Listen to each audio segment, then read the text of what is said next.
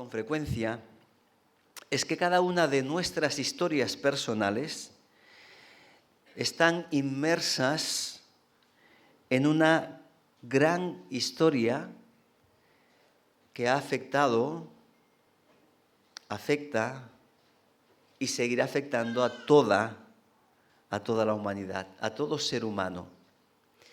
Estamos en una gran historia y por eso podemos acudir a textos escritos hace algunos 1500 años,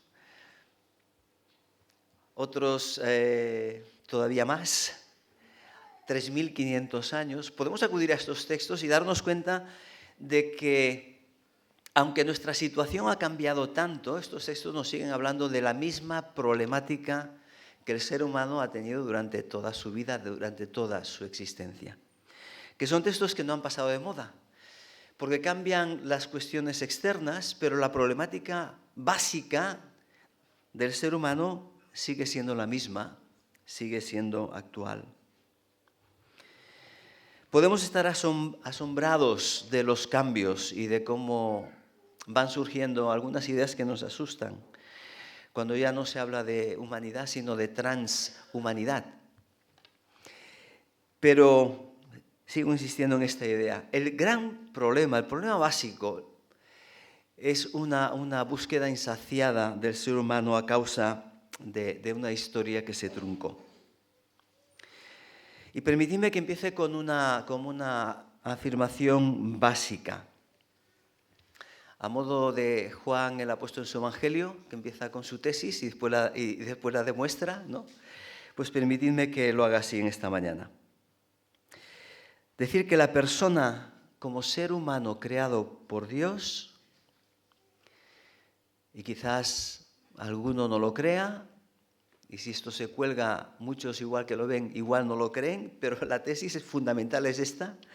La persona como ser humano creado a imagen de Dios solo encuentra su valor fundamental en el hecho de creer en Dios como su creador, fe. En el hecho de encontrar en Jesucristo a su Redentor y descubrir en Él el amor de Dios. Y descansar en que el Espíritu es el transformador de la vida del ser humano, el perfeccionador y santificador de cada uno de nosotros, lo que nos trae esperanza. ¿Y por qué hablamos así? Porque hay una gran historia que no se quiere contar en los libros de historia, a la que ahora se le cataloga de mito. Pero esta gran historia es la que nos explica la realidad de lo que vivimos hoy en nuestra sociedad y cada uno de nosotros. Y esta gran historia comienza en Génesis, en el primer libro de la Biblia, Génesis capítulo 1. Mencionaré algunos textos que son muy conocidos, pero no por ello dejan de ser relevantes y muy importantes para recordar todo esto. Génesis capítulo 1 hace una afirmación tremenda para entender la historia del ser humano. Dice así: entonces dijo Dios, hagamos al hombre a nuestra imagen, conforme a nuestra semejanza, y señoree en los peces del mar, en las aves de los cielos, en las bestias, en toda la tierra y en todo animal que se arrastra sobre la tierra. Y creó Dios al hombre a su imagen de Dios lo creó, varón y hembra los creó. Y los bendijo y les dijo, fructificad y multiplicaos, llenad la tierra y sojuzgadla, y señoread en los peces del mar, en las aves de los cielos y en todas las bestias que se mueven sobre la tierra. La Biblia nos presenta un gran comienzo, un buen comienzo. Y hay algunas afirmaciones aquí que son fundamentales para entender lo que somos como seres humanos. En primer lugar, una gran afirmación que es: los seres humanos somos seres creados a la imagen y semejanza de Dios. Es decir, hemos sido creados como seres personales. Hay materia, sin duda, y esta materia tiene muchos vínculos con otros seres creados. Hay elementos de nuestra biología que funcionan igual que muchos otros seres. Estamos dentro del campo de los mamíferos. Hay muchas cosas que se parecen a ellos. Compartimos con los demás seres creados muchas cosas. Pero el ser humano es creado como un ser personal, con un espíritu que le capacita para una relación con su Creador, con un espíritu y unas capacidades que le permiten pensar, reflexionar, experimentar emociones. Y contra otras afirmaciones que afirman que el ser humano es producto del azar y básicamente únicamente material, solo se piensa en él como cuerpo, biología, tenemos que afirmar la realidad de un ser humano que es materia y espíritu, indisoluble. Una realidad única dentro de esta dimensión creacional de Dios. Pero el texto también nos da otra afirmación fundamental y básica, que creados así hemos sido creados para tener relación con Dios, con la posibilidad de relacionarnos con Él, con la posibilidad de amar y con el llamado y la misión de servir y administrar la creación de Dios, el mundo de Dios. Esto es algo importante que tenemos que recordar. Somos administradores en el mundo de Dios. Y esto nos da sentido. Nos da sentido y nos da un propósito. Sabemos que tenemos una misión en la vida. Participar en lo que Dios hace en este mundo. Dios nos creó para que fuésemos sus colaboradores en este planeta. Llamados para cuidar de su creación. Y de esto en esta mañana tenemos aquí a Miguel Wiccan, que nos podría hablar muchísimo y esperamos que en algún momento lo pueda hacer. Pero esta es nuestra responsabilidad, cuidar de este mundo. Y fijaos que habla de sojuzgar, señorear, administrar. Estamos llamados los seres humanos a crear cultura en este mundo, la cultura de Dios. Pero la cultura de Dios es una cultura de justicia y de paz. Un buen comienzo, ¿no? Ahora nos hemos olvidado por un momento de todo lo que dicen los periódicos y las noticias.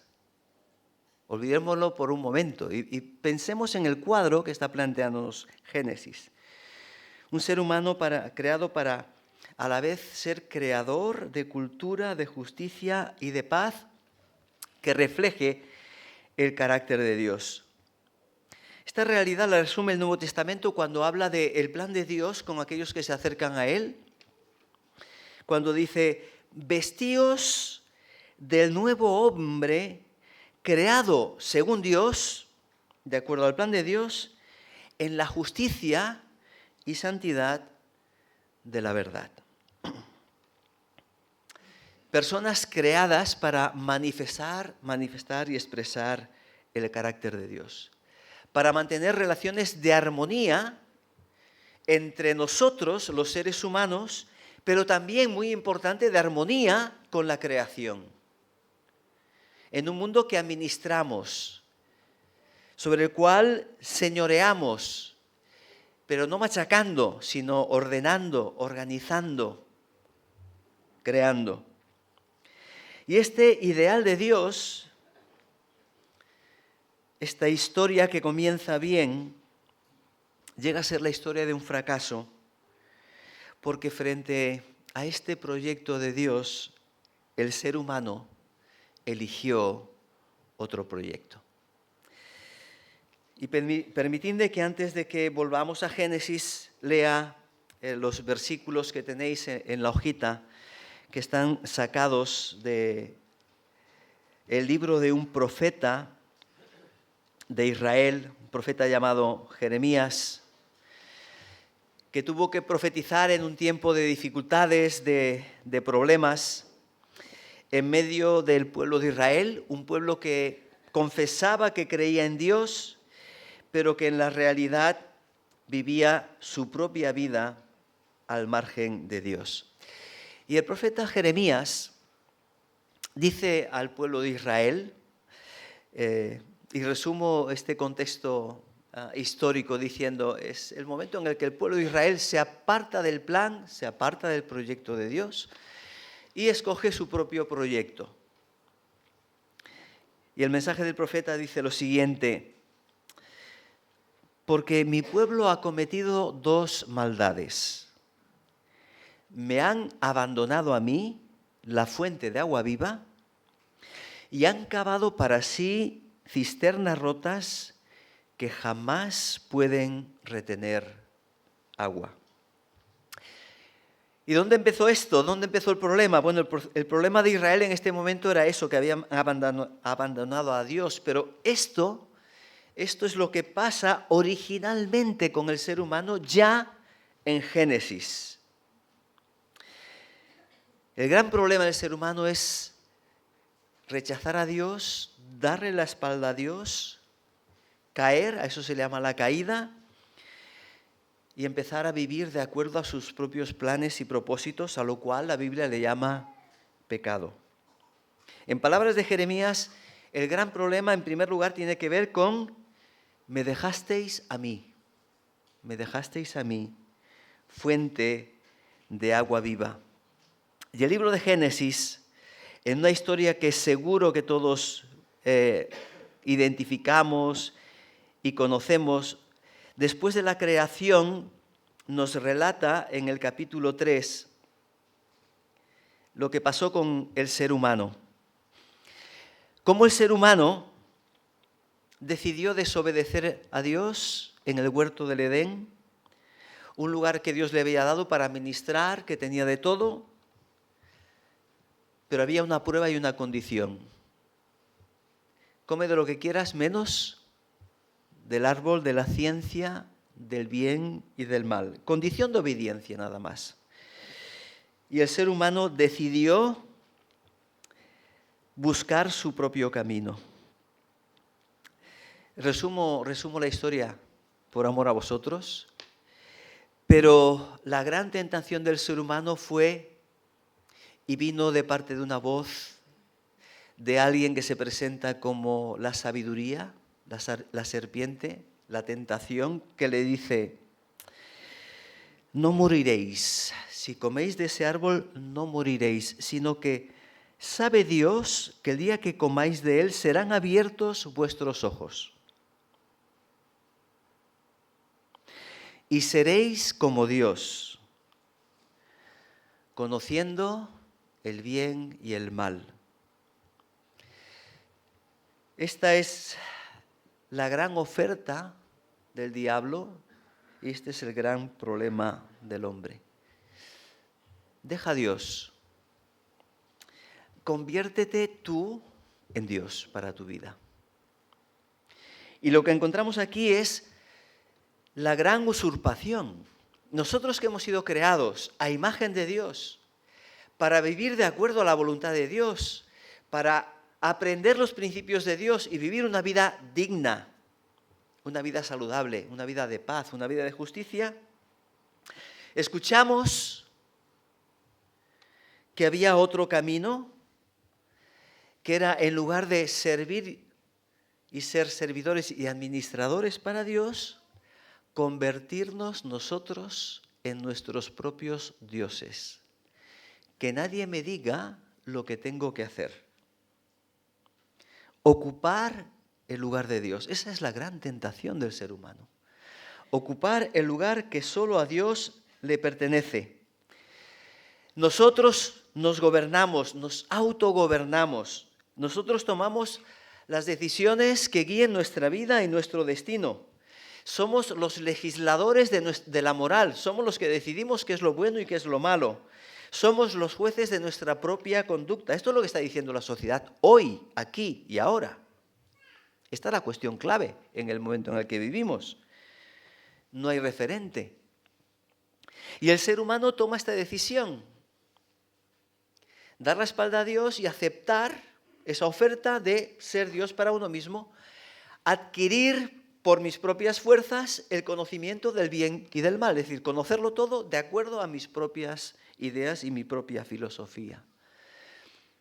Pero lo que trae eso de inmediato en la vida del ser humano es la gran alienación.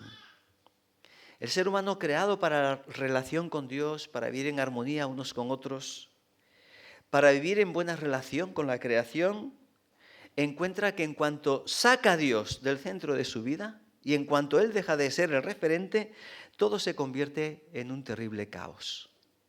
Rompe la relación con Dios, se esconde de Dios.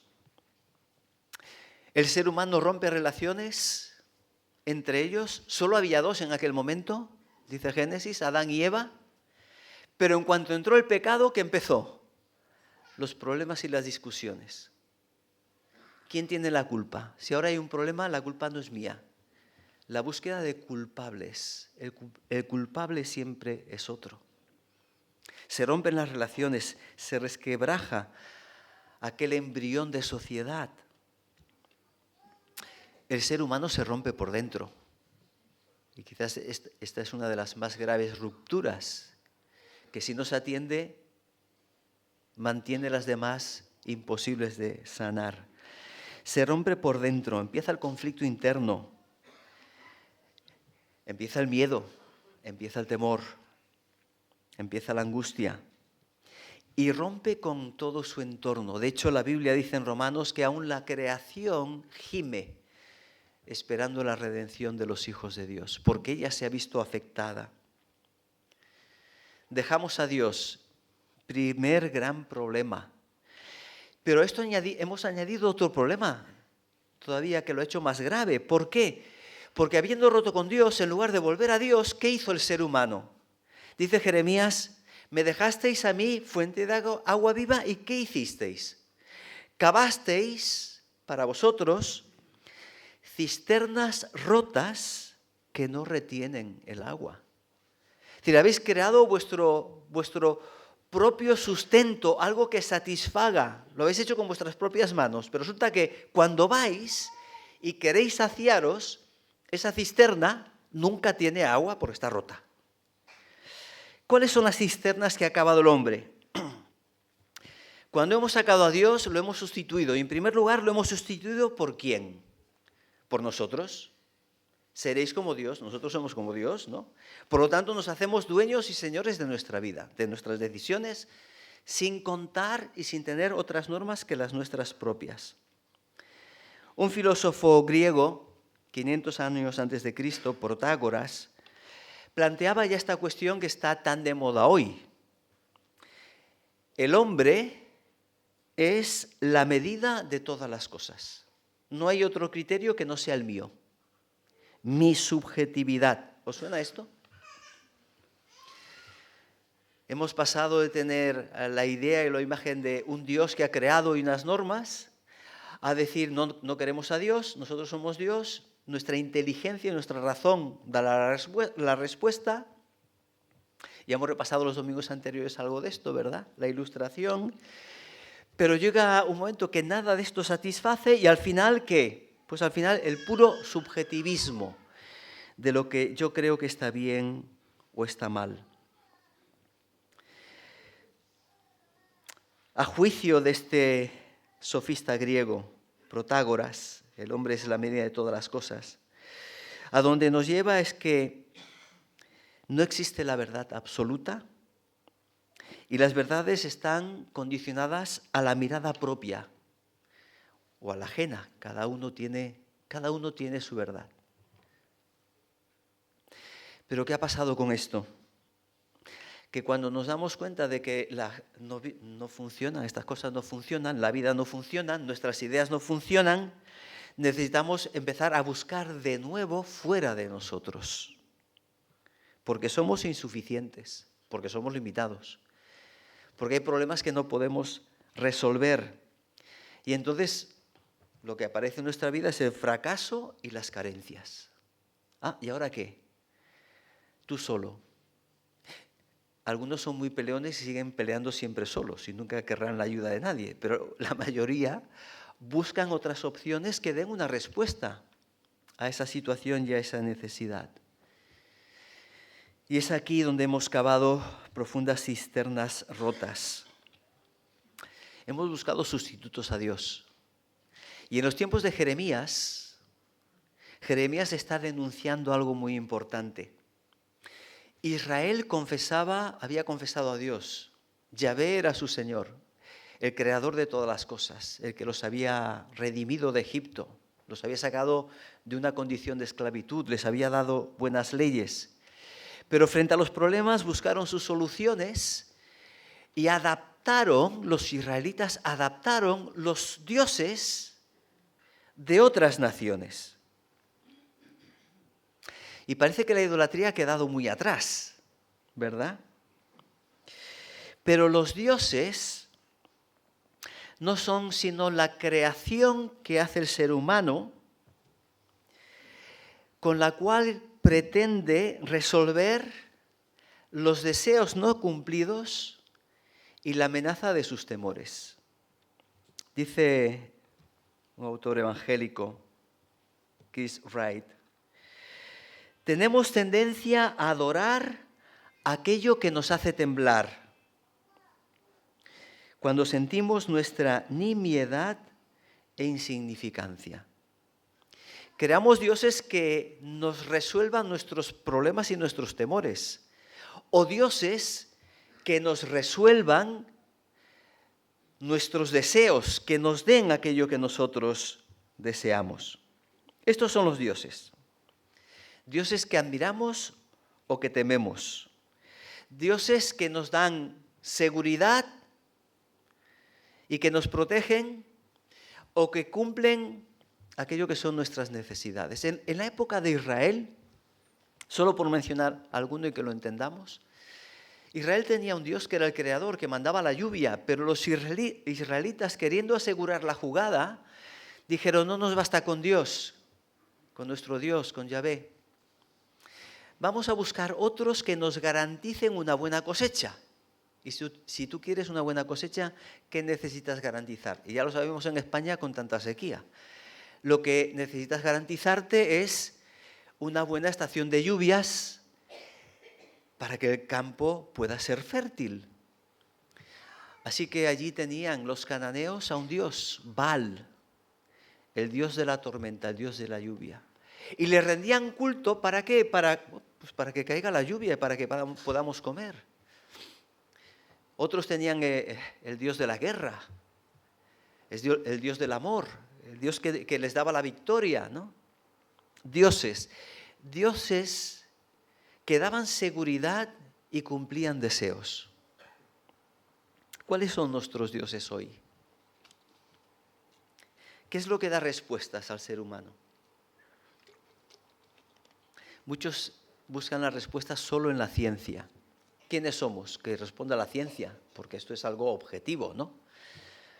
Si el hombre solo fuese materia, tendríamos que decir que sí, pero si el hombre es más que materia, la ciencia no tiene toda la respuesta, ni la más importante respuesta de lo que es el ser humano. Pero muchos acuden a la ciencia y reducen la realidad humana a biología y materia nada más. Y en este camino vamos. Y la ciencia más la biotecnología hace que lo que se busque, muchos están buscando, es la superación de todas cosas a través de ¿qué? Tecnología que se una a nuestra materia. Otros quizás dicen, bueno, eso no me interesa. Lo que me interesa es vivir bien el ahora. Y han creado el Dios del placer, el Dios hedonista para disfrutar de la vida. Pero para muchos otros lo importante no es tanto el placer, sino la seguridad, lo que nos garantice el futuro. Y tenemos al Dios dinero, al que reverencian, yo diría, que todos. Y que nosotros deberíamos cuidarnos de no adorar, pero que está ahí, está cada día en las puertas. el dinero y las posesiones como garante de tu seguridad, de tu futuro y hasta de tu salud. Porque si tienes dinero te puedes pagar un seguro y te puedes pagar buenos médicos. Nos hemos creado dioses, todos tenemos dioses. Y quizá los creyentes tenemos que descubrir también cuáles son nuestros dioses. ¿En qué cosas estamos depositando nuestra confianza antes que depositar nuestra confianza en Dios? ¿Cuáles han sido las consecuencias de todo esto? Pues lo estamos viendo. Cuando dejamos a Dios, cuando reducimos al ser humano, hay una pérdida de sentido, hay una pérdida de identidad y una pérdida de propósito. No sé quién soy. Y ahora llegamos a una palabra que se ha puesto muy de moda en las últimas décadas. Todos habéis escuchado, supongo, sobre la palabra deconstrucción. ¿Quién ha escuchado la palabra deconstrucción? Levantad la mano, a ver. Para ver si tengo que explicar mucho o poco. Pues tengo que explicar más de lo que pensaba, ¿no? Pero se ha puesto de moda la idea de construir, es una filosofía de deconstrucción, ¿no? De buscar y separar los elementos para, sobre aquello, separo los elementos y hago otra cosa nueva a partir de esos elementos, ¿no? Y Ferran Adrià, sí que lo conocéis, ¿no? Cocinero famoso, pues se apuntó a la moda de la deconstrucción. Y uno puede deconstruir ciertas cosas, ¿no? Ayer en casa deconstruimos un huevo. Separamos clara y yema y mi mujer hizo una crema catalana. Y tú puedes hacer con la clara pues un merengue que no veas, ¿eh? Hemos deconstruido un huevo. Pero cuando eso lo quieres hacer con la persona, cuando tú empiezas a separar las partes de la persona, has roto a la persona. Cuando la separas, te quedas sin persona. Ese es el gran problema. Cuando nos quedamos solo con la parte material, pues al final nos quedamos, como decíamos, solo con pura biología y con explicaciones que a mí siempre me han asombrado, ¿no? Cuando te enamoras es que hay una química en el cerebro que entonces, y ya te has enamorado, ¿no? Todo se reduce a química. O cuando alguien hace algo a favor de otro, es pues la supervivencia, ¿no?, de la especie.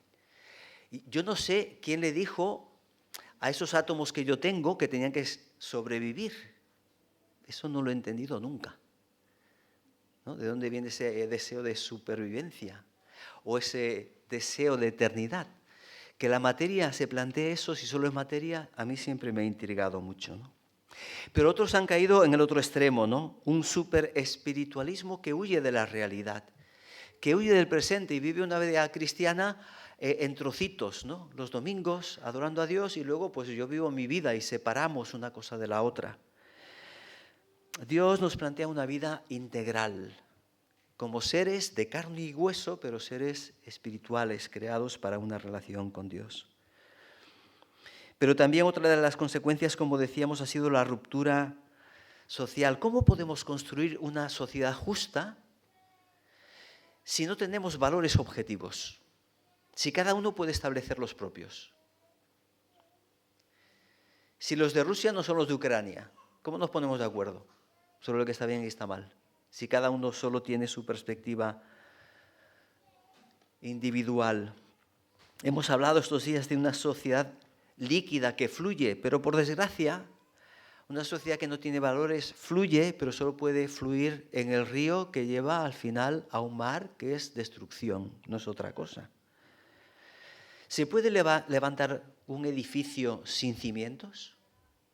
¿Qué pensáis? No. Hay que levantarlo y, como dice Jesús, hay que levantarlo sobre la roca. Y la única roca que puede levantar el edificio personal y de una sociedad justa son los principios que Dios ha establecido. Cuando no tenemos estos principios, nos encontramos con la sociedad en la que estamos viviendo, una sociedad que se deshace, que se desintegra en la familia, una sociedad que vive en la, otra palabreja, posverdad. Me llamó la atención saber que esta palabra, que ya lleva un recorrido de unas cuantas décadas, fue la palabra estrella en el año 2016. Fue la palabra más usada en publicaciones y medios de comunicación según el diccionario de Oxford, que trabaja todos los años las palabras más usadas. Y muy interesante fue que el año siguiente este mismo diccionario definió un poco más la palabra posverdad. No es que está detrás de la verdad, decía, sino que cuando le pones pos a algo, lo que estás diciendo es lo que viene detrás es algo irrelevante, es algo innecesario, intrascendente. Posverdad. La verdad no es tan importante porque cada uno tiene la suya.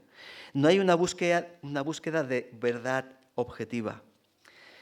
Y todo esto nos lleva a una sociedad en la que reina la violencia, el dominio, el deseo de poder, protagonismo. Dioses muy exigentes, incluso con cosas que no nos damos cuenta. El Dios de la fama. Y hay algunos que viven a base de likes. Si no están frustrados. De prestigio, de dinero, cuánto tienes, cuánto vales. O de poder dominar a otros. Esa es la realidad que vivimos en la sociedad. Este ha sido el gran fracaso del ser humano. Pero brevemente quisiera hablaros de otra realidad muy positiva. Y es la historia de un rescate. Si entendemos que realmente esta es la condición humana, una vida sin sentido, sin propósito, la Biblia lo define como una vida sin Dios y como consecuencia sin esperanza en este mundo, y deseamos realmente experimentar el plan original de Dios, la buena noticia es que hay una historia de un rescate. Y esa historia de un rescate empieza con una palabra que usamos mucho los evangélicos, pero los demás usan muy poco. Redención.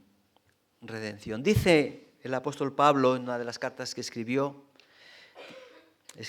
a Tito, dice: Cristo se dio a sí mismo por nosotros para redimirnos de toda iniquidad y purificar para sí un pueblo propio, celoso de buenas obras.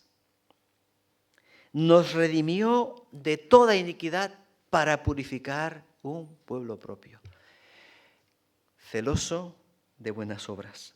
La palabra redención se usa poco en nuestro contexto, decía, aparece en algunas películas, eso sí, pero con otro sentido, ¿no? El que quiere redimirse a sí mismo porque ha hecho algo mal, aquel que quiere superar alguna situación mala del pasado. Pero cuando estamos hablando de redención en la Biblia, estamos diciendo que alguien estuvo dispuesto a pagar el precio por rescatarnos y por sacarnos de esta condición de pecado. En esta historia es Dios mismo quien, tomando la condición humana, se encarna en la persona de Jesús para morir en la cruz por nuestros pecados y rescatarnos del poder destructor del pecado y de la muerte. Es el que nos abre el camino para poder volver a Dios, aquel del que la humanidad se ha separado, le ha dado la espalda, para dejar una vida sin Dios y sin esperanza y cambiarla por una vida plena y llena de esperanza. Este es el tiempo de redención. Este es el tiempo de redención. El Evangelio es la buena noticia que Dios nos trae, porque nos dice, nos podemos reconciliar con Dios. Dios nos limpia de nuestro pecado. Hay una persona que es el camino, solo una, Cristo, el puente, el mediador entre Dios y nosotros. Y si empezábamos con una historia de la creación, todo bueno, nos hemos dedicado bastante tiempo a ver todo lo malo, pero creo que esto es tremendamente importante. Si no nos damos cuenta de los peligros y lo malo que tenemos delante. Y el destino, terrible. Jamás estaremos dispuestos a recibir el regalo de Dios, que es la redención, que es el cambio, es la bendición, y que nos lleva al final a la restauración. No a la altura de la creación, sino aún más allá de la creación original. Por eso esta historia, esta nueva historia, es una historia también de restauración y esperanza. Es la historia de una vida centrada en Dios, en la que aquellos que se acercan con sinceridad a Dios y le entregan su vida, pueden saber y decir que si alguno está en Cristo Jesús, es una nueva criatura, las cosas viejas han pasado, he aquí todas son hechas nuevas. Ahora podemos vivir de nuevo una vida centrada en Dios. Ahora Dios puede restaurar en nosotros esa imagen de Dios que hemos perdido.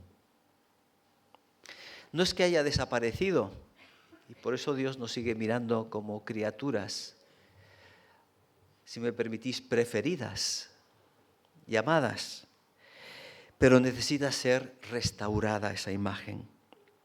Podemos recuperar el propósito de Dios, encontrar sentido a la vida. No tengo que preguntarme quién soy o qué quiero ser.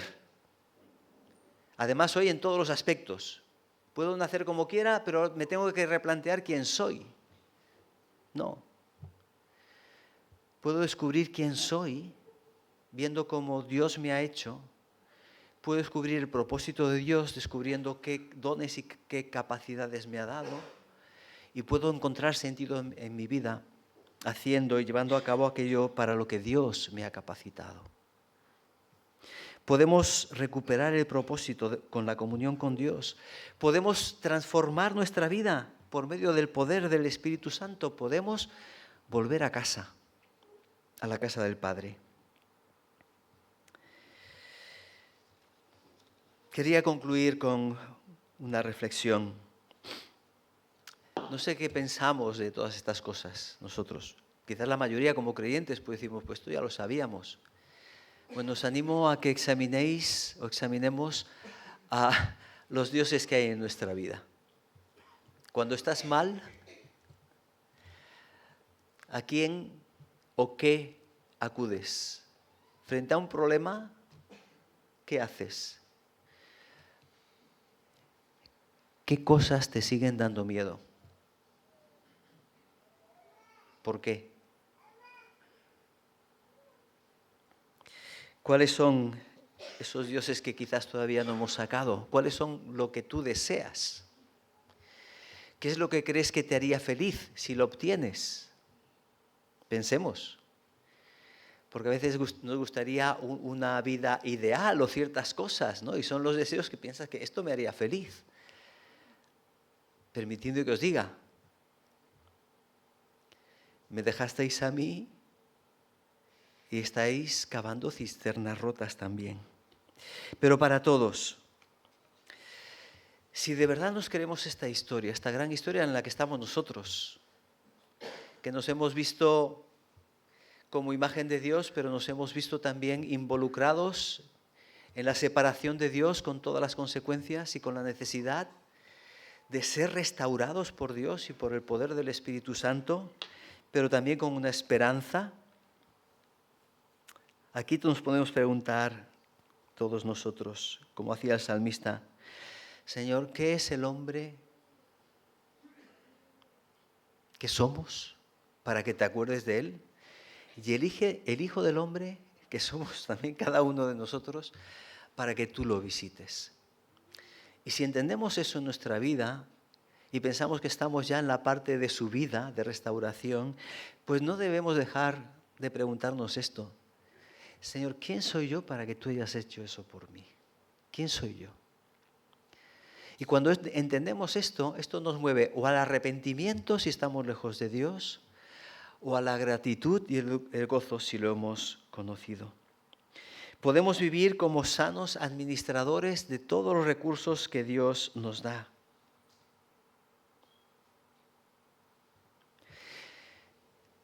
tenemos un doble valor, y permitidme que use dos palabrejas que no están en el diccionario. Tú y yo tenemos un valor creacional, porque Dios nos ha creado a su imagen y semejanza. Y eso nos da valor a la vida de toda persona, sea quien sea, tiene valor. Pero con la muerte de Jesús y la entrega de Jesús, tú y yo tenemos hoy un valor redencional. El precio que ha sido pagado para restaurar tu vida y la mía es incalculable. Y ese es el valor que Dios te da a ti. Preguntémonos, ¿quién soy yo para que Dios haya hecho eso? El próximo domingo, que tiemblen las paredes, cuando cantemos ya alabemos a Dios por lo que Él ha hecho por nosotros. Pero también, como conclusión, la necesidad de renovarnos. Si tú no has entregado tu vida al Señor todavía, si estás luchando con tu propia situación, destino, a dónde voy, te animo a que transformes tu vida entregándosela a Cristo Jesús. A que abras tu corazón para que el Espíritu Santo obre en tu vida y la cambie y la transforme. No estás solo en la tarea de ser reconstruido por Dios para ser esa persona que vive en la justicia, en la santidad de la verdad. No es una lucha personal. Dios está contigo y su pueblo también. Y por eso la exhortación de Romanos: no imitéis la conducta ni las costumbres de este mundo. Ya hemos visto en qué consistía este mundo y los ídolos de este mundo. Dejad que Dios os transforme en personas nuevas al cambiar vuestra manera de pensar. La presión social, los medios de comunicación quieren moldear la mente de todos, incluso de los creyentes. Y estamos llamados a ver las cosas con la visión de Dios, desde la perspectiva de Dios, a la luz de la palabra de Dios. De eso se hablará ya Samuel más el domingo próximo. Y mientras esperamos la redención completa cuando Cristo venga para tener plena comunión con Dios, en el presente podemos ya vivir como nuevas criaturas, en comunión con Dios y siendo transformados por el poder del Espíritu Santo. Hoy estamos como creyentes anticipando la nueva creación, ya, porque somos nuevas criaturas. Hoy estamos anticipando la nueva creación. Mañana, las nuevas criaturas, los que han creído en Cristo Jesús, podrán vivir una vida nueva en un mundo nuevo, en el que también la justicia y la paz será el entorno y el ambiente en el que viviremos, por la gracia de Dios. Que los bendiga. Vamos a orar. Señor, gracias porque tú eres el Señor de la historia y a pesar de nuestros fracasos, de nuestras debilidades, Señor, tú has escrito esta historia, una historia de salvación en medio de nuestro fracaso, de nuestra rebeldía. Y gracias, Señor, porque como soberano tú tienes un final escrito para esta historia, un final de cielos nuevos y nueva tierra donde morará la justicia. Y nos invitas ya en el presente a formar parte de esta nueva creación a través de Cristo Jesús. Gracias, Señor, por la obra de Cristo. Gracias, Señor, por la obra de tu Espíritu en nosotros. Queremos discernir en nuestra vida cuáles son aquellas cosas que quieren ocupar tu lugar. Ídolos de barro que no sirven para nada, Señor, cisternas rotas que no nos pueden dar vida, ni salud, ni felicidad. Señor, ayúdanos a acudir siempre a ti, fuente de agua viva. Y ayúdanos, Señor, a vivir como hijos tuyos. Guíanos, Señor, en esta semana. Ayúdanos a, como nuevas criaturas, ser luz, a seguir brillando por Cristo. En su nombre te lo pedimos. Amén.